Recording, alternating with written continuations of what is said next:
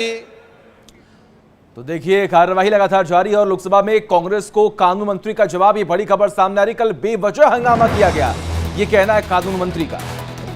तो कानून मंत्री अर्जुन राम मेघवाल की तरफ से बातें कही गई और जब जब ये बिल आया बीजेपी ने समर्थन किया है। इस बात का जिक्र अर्जुन राम मेघवाल की तरफ से किया गया। कांग्रेस की तरफ मैं नारी शक्ति बंधन अधिनियम 2023 के समर्थन में खड़ी हुई।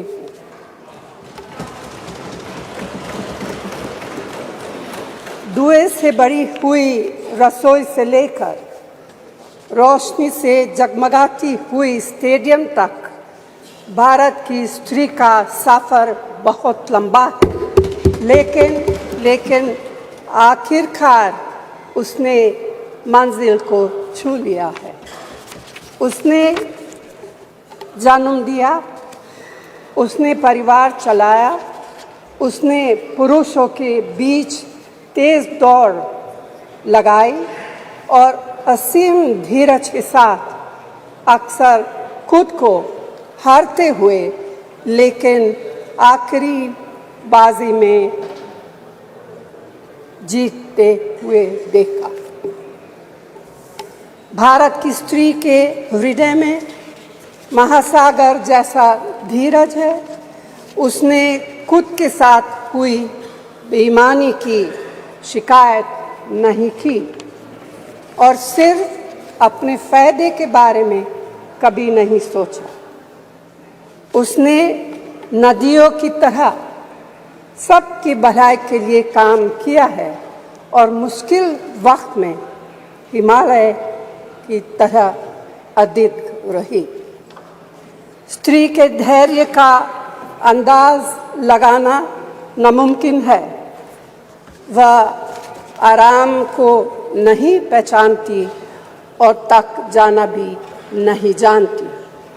हमारे महान देश की माँ है स्त्री, लेकिन स्त्री ने हमें सिर्फ जन्म ही नहीं दिया है, अपने आंसुओं खून पसीने सींचकर हमें अपने बारे में सोचने लायक, बुद्धिमान और शक्तिशाली भी बनाया है। अध्यक्ष महोदय, स्त्री का मेहनत, स्त्री का गरिमा और स्त्री के त्याग की पहचान करके ही हम लोग मनुष्यता की परीक्षा में पास हो सकते हैं। आज़ादी की लड़ाई और नए भारत के निर्माण के हर मोर्चे पर स्त्री पुरुष के साथ कंधे से कंधा मिलाकर लड़ी है। वह उम्मीदों, आकांक्षाओं, तकलीफों और घर गृहस्थी के बोझ के नीचे नहीं दबी।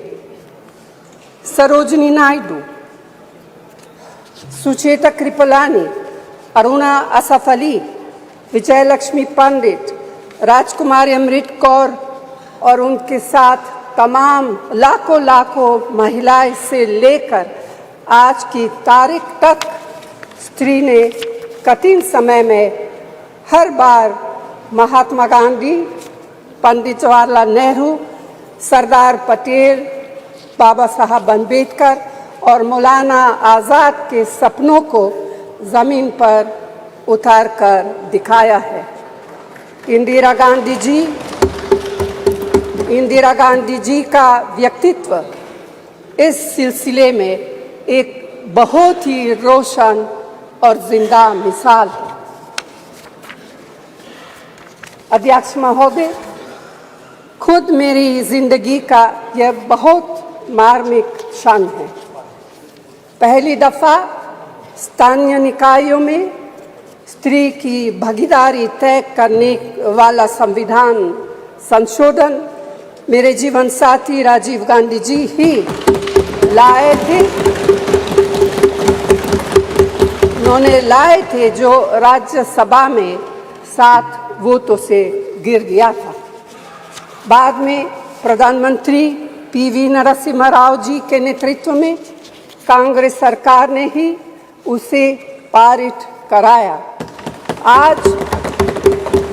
आज उसी का नतीजा है कि देश भर